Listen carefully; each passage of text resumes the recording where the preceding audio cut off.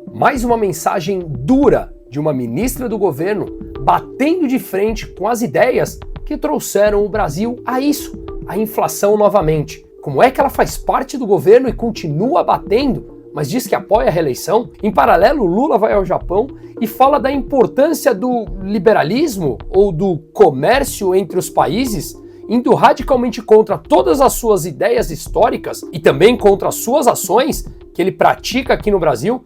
Em meio a tudo isso, como é que a gente vê a bolsa subindo e o real ganhando valor frente ao dólar? Até onde vai esse movimento? Vamos analisar, porque aqui tem detalhes importantes.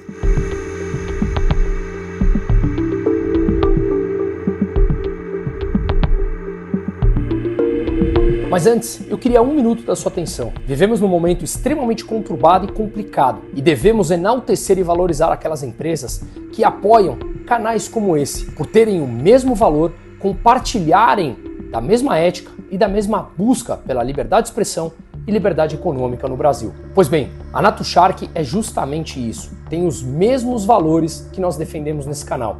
E quando eles me procuraram, eu fui testar o seu produto. O resultado, realmente encontrei um suplemento que me satisfez por completo. Você acorda com aquela dor chata no joelho, coluna travada, sensação de peso no corpo, já começa o dia sofrendo e termina ainda pior? Se identificou com isso? Então presta atenção. A Naturgy Dia e Noite é um suplemento natural com ação 24 horas. Contribui no fortalecimento de suas articulações durante o dia e ajuda a recuperar enquanto você dorme. São quase 10 compostos que atuam juntos para aliviar as dores e melhorar a sua mobilidade. Empresa com 20 anos de mercado, milhares de clientes satisfeitos, entrega grátis por todo o Brasil e parcelamento em até 10 vezes sem juros. Tudo 100% natural, sem remédios, sem efeitos colaterais e compartilhando os mesmos valores que nós. Se você quer voltar a se movimentar sem sentir dor, a hora é agora. Deixe o telefone aqui embaixo, entre em contato ou o link no descritivo do vídeo por falar por WhatsApp com uma atendente da empresa que irá imediatamente atendê-lo. Segundo um autor que eu gosto muito, o economista Hayek, escreveu num livro que chama O Caminho da Servidão,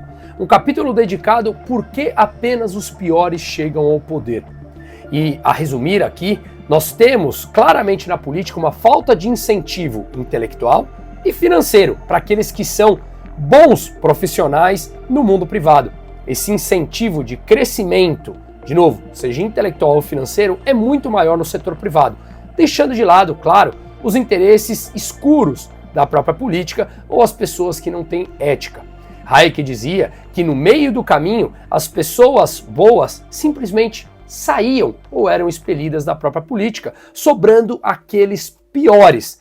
E por isso que apenas os piores chegam ao poder, o que torna clara a forma de fazer política no Brasil. Em meio a tudo isso, em um jantar para empresários do grupo Esfera, que vamos lembrar que é concorrente do grupo Lide de João Dória, um dos principais nomes do grupo Esfera é João Camargo, que é também um dos principais sócios da CNN, ou seja, faz parte da mídia convencional. Nesse evento, Simone Tebet, que é ministra do governo Lula, concorreu contra ele nas eleições, mas depois aceitou um cargo no ministério, mesmo dizendo que pensa diferente dele. Pois bem, ela veio a público nesse jantar para empresários e falou que Lula não fez o dever de casa, mas que apoiará a reeleição do presidente, que ela vai contra as ideias dela, que concorreu contra nas eleições passadas e diz que ele não fez a lição de casa, trazendo o Brasil para a situação inflacionária atual, mas mesmo assim ela apoiará a reeleição. Não é contraditório? Pois bem, vamos olhar então a frase dela, abrir aspas para Simone Tebet. Para a ministra, o governo do presidente não fez o dever de casa no ajuste fiscal. Ou seja, não fez, abre aspas, o dever de casa, o básico, trazendo essa situação inflacionária que tira o poder de compra de grande parte da população. Vamos lembrar de maneira rápida e objetiva que as consequências de um quadro fiscal horrível como o Brasil está, por assim dizer, ou seja, gasta mais do que arrecada, tem uma consequência de endividamento. Se o governo gasta mais, ele precisa tomar dívida, tomar dinheiro emprestado para honrar os seus compromissos de curto prazo. A relação dívida frente ao PIB, a tudo que o país produz, continua crescendo.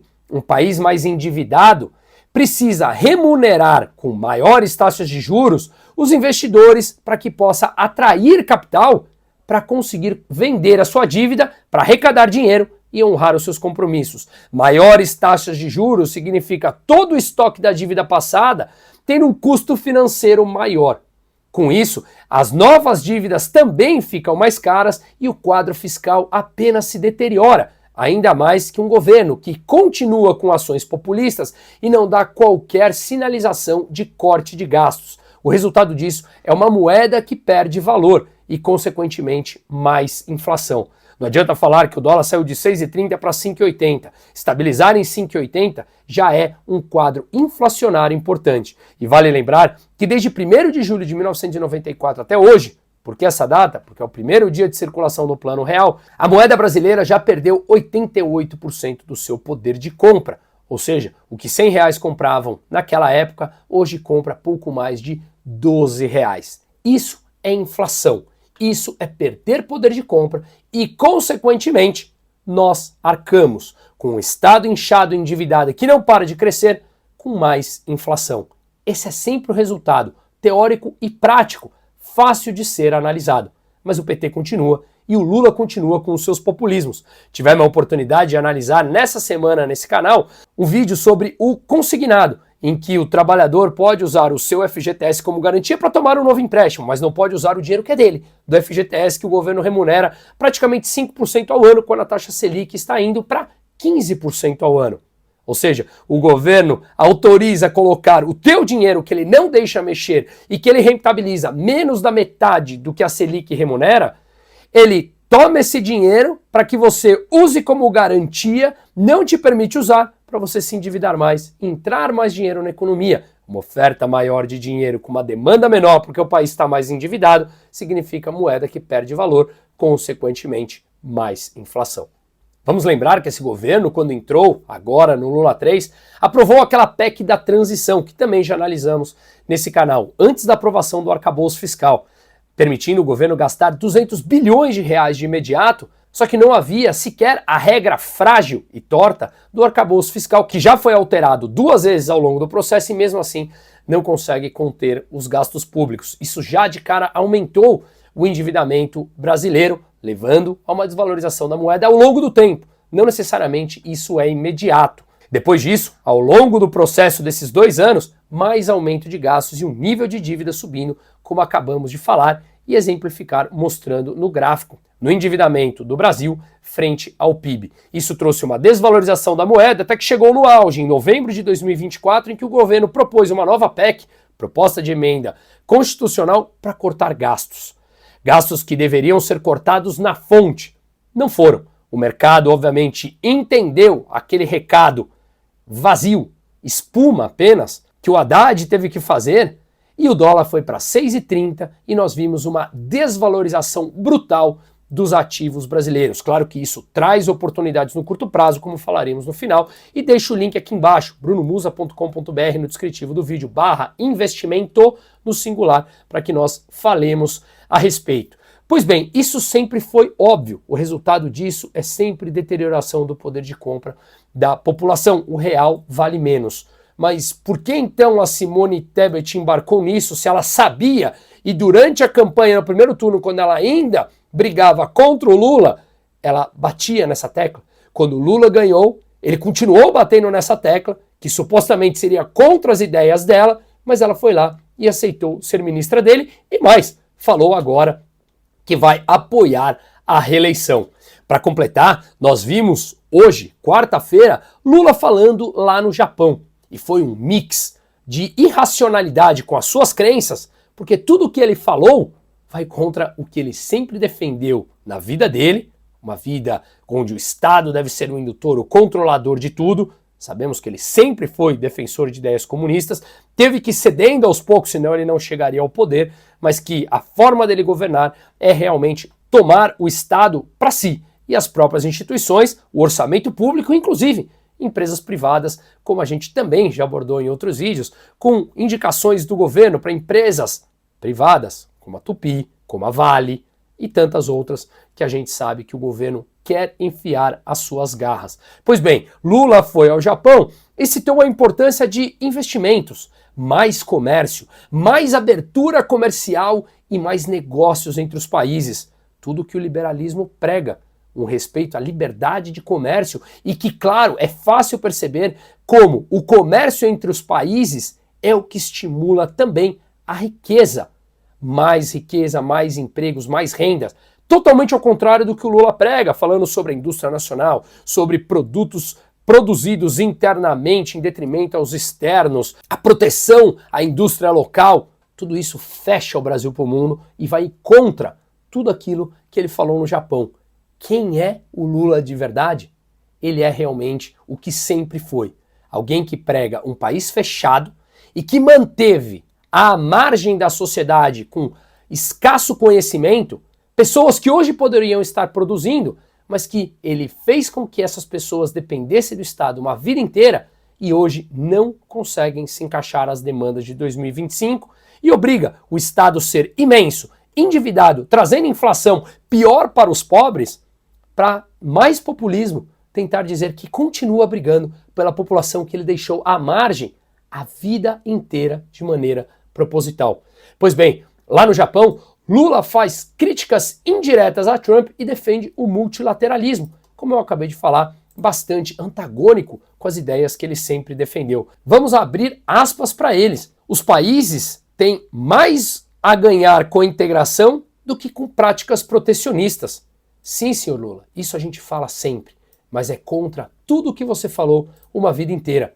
Abre aspas novamente. Nós não podemos voltar a defender o protecionismo. Não queremos uma segunda guerra fria, queremos comércio livre para que os países se estabeleçam no movimento da democracia, no crescimento econômico e na distribuição de riquezas. Ou seja, você está assumindo que a distribuição de riquezas acontece pelo mercado, pela prática de livre comércio e não pelo intervencionismo brutal, como o senhor prega, e que mais de 80% do século que vivemos, o Brasil é governado pelo PT e o Brasil continua sendo uma economia extremamente fechada. Basta você jogar no Google que você encontra diversas matérias, como por exemplo essa do IBRE. O Brasil é uma economia fechada e isso não é bom para o desenvolvimento. Olha que interessante quando nós olhamos aqui a relação do Brasil de exportações frente ao PIB, como ela caiu no último ano, hoje na casa dos 18%. Mas aqui é importante compararmos com outros países. E aqui eu deixo essa lista. Quando olhamos os países que mais exportam em relação ao PIB no mundo, Luxemburgo, Hong Kong, Singapura, e a gente vai descendo, são os países mais desenvolvidos. Numa lista de 154 países, o Brasil figura na posição número 132, com 18% do PIB. Essa lista é liderada por Luxemburgo, com 212% do PIB. Vamos olhar então a importação.